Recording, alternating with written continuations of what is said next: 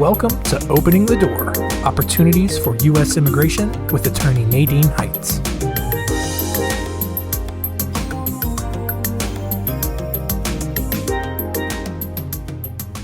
Hello and welcome to episode number 4 of Opening the Door, Opportunities for U.S. Immigration. I'm Nadine Heights and I'm an immigration lawyer here in sunny Lake Worth Beach, Florida.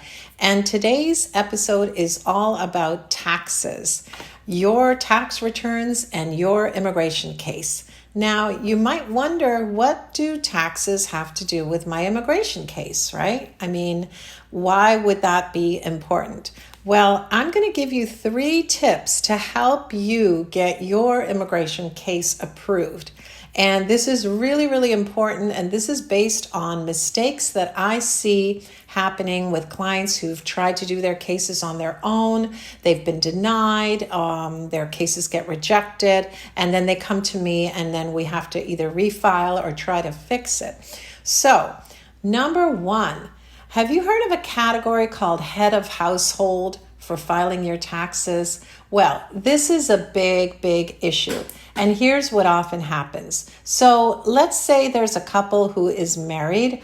One person is maybe a U.S. citizen. The other person is the immigrant spouse who is being petitioned for a green card, okay? So lots of times, sometimes the immigrant spouse will have maybe a social security number from maybe a previous case. Maybe they had a work visa before, or perhaps they have a ITIN number that they're using. So they may file taxes together. And that's a good thing, because if you are married, you should be filing your taxes as married, right? You should not be filing your taxes as head of household if you are married and you're living with your spouse and you have an immigration case. And here is why. Now, I'm not an accountant. I am not a tax preparer. I cannot give you advice on how you should file your taxes. So you do want to check with a tax preparer, an accountant, to make sure you're filing in the right category. But what I can tell you is, just by looking at the IRS website, the category of head of household means that you are considering yourself not to be married, even though you could still be legally married. Head of household is for somebody who is technically the head of their household. They may have a child, they're providing the support for their child. They could even still be legally married, but they're not living with their spouse anymore. So maybe they're separated, they're going to get a divorce soon, whatever. So the IRS gives you a tax break if you file as head of household, because it's almost like being a single parent, right? You're filing taxes and you're going to get more money back, which is why lots of people file under this head of household category, even though they shouldn't be. And this is a favorite category for tax preparers, because they want to get you your biggest refund, and they'll just tell you, hey, yeah, file as head of household, you'll get more money back. I've seen couples where they're living together. One parent files as head of household, takes one child. The other parent files as head of household, takes another child. Meanwhile, they're living together as husband and wife, and this is not what they're supposed to be doing. But I guess they're getting away with it. But this is not going to help your immigration case, okay? If you're petitioning for your spouse and one of you filed as head of household when you're living together, you're basically telling the IRS, hey, I'm not living with my spouse. But then you're telling immigration that, yes, I'm living with my spouse. So this is a big problem. And what's going to happen is that if this is brought to light in your immigration interview and you've gone all the way to the end of your case and now you're sitting in front of the immigration officer and they're looking at your tax returns that you've submitted or being requested to submit, they're going to make you amend your tax return. If you're lucky, you could just get denied if they feel that, there's something suspicious here, you're not really married, you're maybe living apart. But I've seen this happen. I've seen people come to me that have tried to do their case on their own, and they've been told they have to amend their tax return. Now you're going to have to pay the IRS back some money, because most likely you're going to get less money back, or maybe even owe money if you file under the category you're supposed to. So please be very careful. Make sure you speak with your tax preparer. Make sure it's somebody, good, that understands the tax rules, and also speak to your immigration lawyer about how filing your taxes could affect your case. All right. Tip number 2. If you are self-employed, or maybe your joint sponsor is self-employed, this is also something that comes up frequently, because the idea for the financial affidavit of support, which is the form that all the petitioners need to submit for their family members who they are petitioning for, they need to show that they earn a certain amount of income in order to qualify to get you a green card. So if your petitioner is self-employed, what I often see happening is that their taxes bottom line number is really, really low. So, you may think, oh yeah, my U.S. citizen spouse, he or she makes great money. They make $100,000 a year. They're great. I don't need a joint sponsor. We got this covered.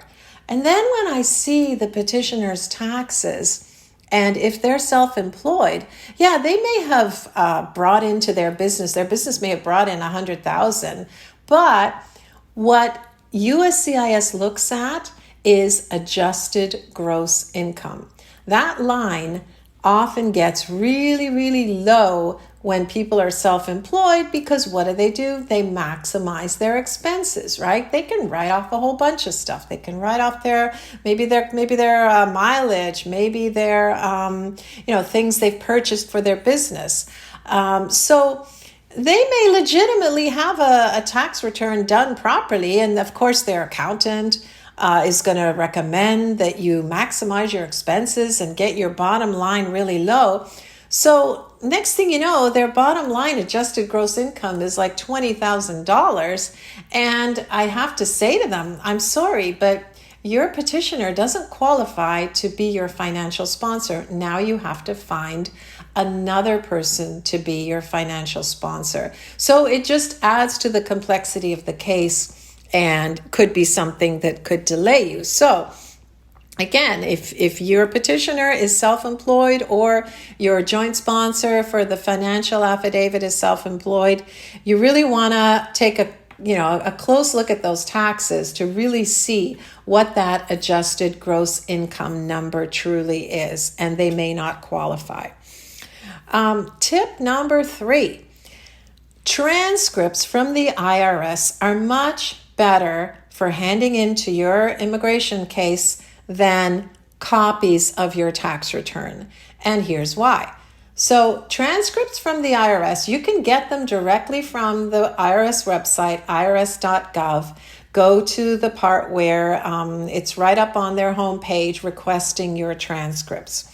It's very easy to do, although there's occasionally someone who can't get them. I think some of the security questions that they want to make sure it's really you. Sometimes if that doesn't work, you could run into trouble. But try to get your transcripts. And the reason you want to get transcripts is because they are directly from the IRS. It's like a computerized kind of statement. It's not as long as a tax return.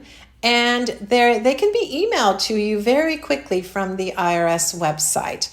And if they can't be emailed, sometimes they can be mailed to you within a few weeks.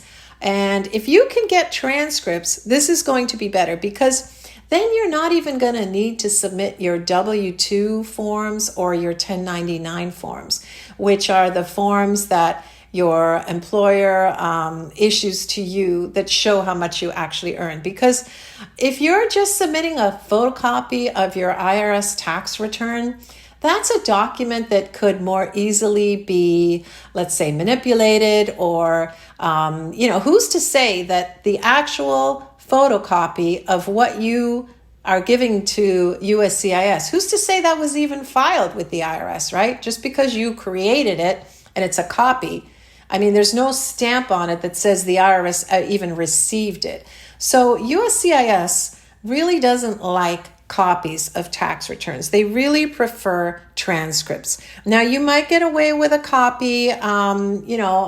We've sent in copies in the past, and I do tell my clients, please try to get transcripts, but if you absolutely can't, then we'll rely on a copy.